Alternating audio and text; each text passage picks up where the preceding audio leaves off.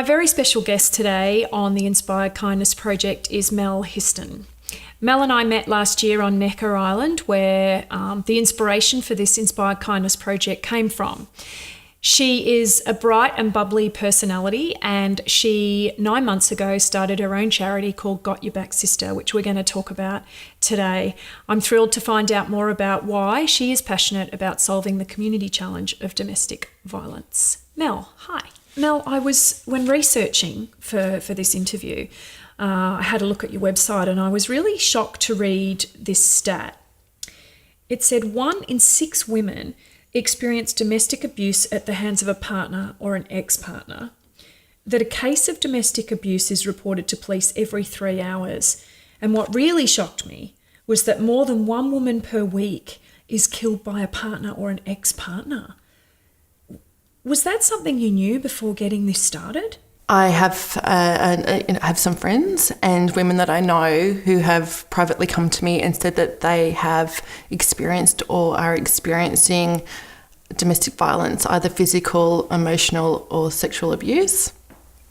In my extended family, I've had family members that have experienced domestic violence.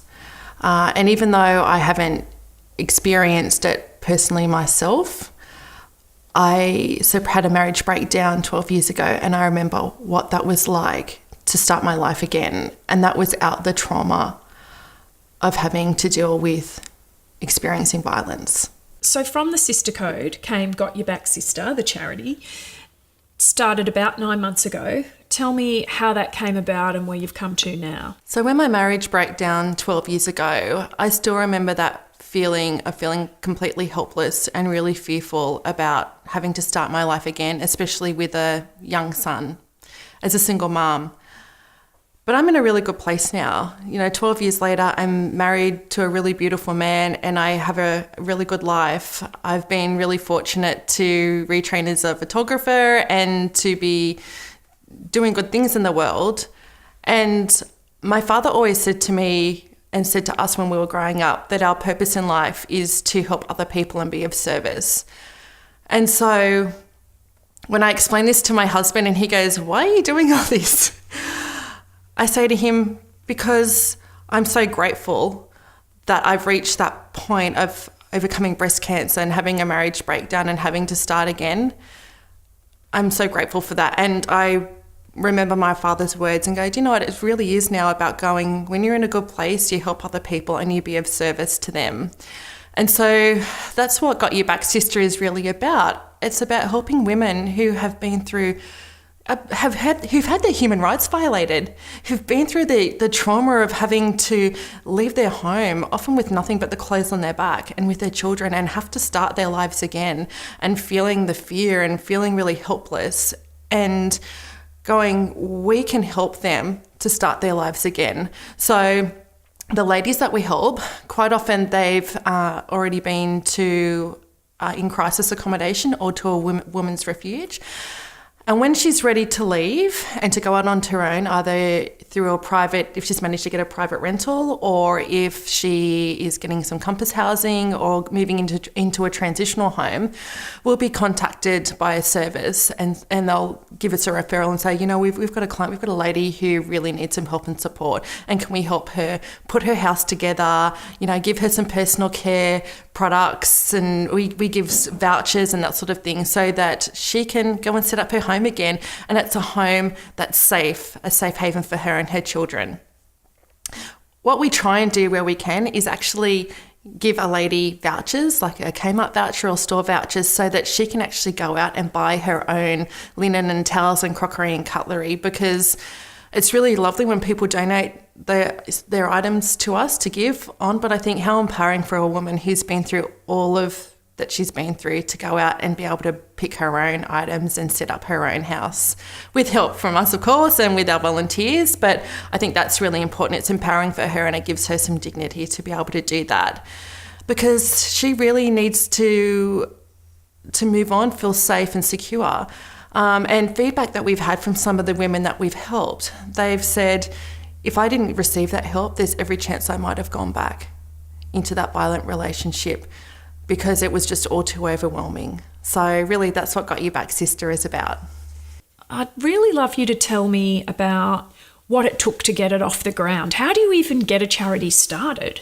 So one thing I learnt when we were on Necker Island from Richard Branson, he said that he always makes sure that he has people around him who know more than he does.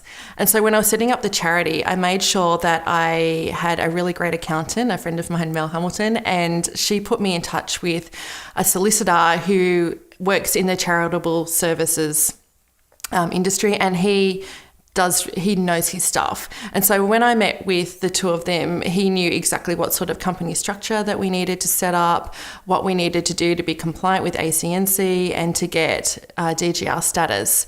I got really great advice from him, and he's been a really wonderful support. So I know people that have maybe not received such good advice, and after 2 years are still trying to get DGR status and are really struggling with that. So I kind of am very grateful that I've had really good advice. And yeah, so I was within a couple of months, we'd been given DGR status. And so at the beginning of this year, we were operating at the beginning of February. Wow. Yeah. Fundraising for Got Your Back Sister is not all you do. Raising awareness about domestic violence is something else that you're pursuing. You held a very successful event in the Hunter region just recently. Can you tell us a little bit more about that? Yeah. Look, really, in an ideal world, wouldn't it be wonderful if we didn't need to exist, that we didn't need to be supporting women, that there would be no domestic violence, that there'd be no violence, really? That's the end game. And so one of our board members, Belinda Smith, had this idea that why don't we try and bring as many people in our community to come together one Saturday morning and go, you know what, we do not want to stand for domestic violence, and that violence is not normal. Because what's really interesting is one morning after the Nice attacks, I was watching Sunrise or the Today Show, and there was a journalist over in Nice, and he said something that really scared and shocked me. He said, do you know what, I just think that we need to accept that this is the new normal, that this is the world we live in, and that violence is just the new normal. And I remember feeling almost sick and going, you can't just accept that and go, that's okay, that we accept violence. I think we always need to be going, this is not cool and it's not acceptable. And so that was really the purpose of having that Hunter Stadium event, was to bring as many people in our community together. And we all had T-shirts, so we had made up saying, I say no to domestic violence, so that we could make a series of social media video clips and a TVC to get that message out there long after the event that violence is not normal. It's not acceptable at all. And that hopefully it will reach other women, not just in our community, but beyond, for them to hear that message that violence is not normal. And if they're experiencing that, to reach out and ask for help. Because I think that's taking the first step, is going, we won't accept that as normal.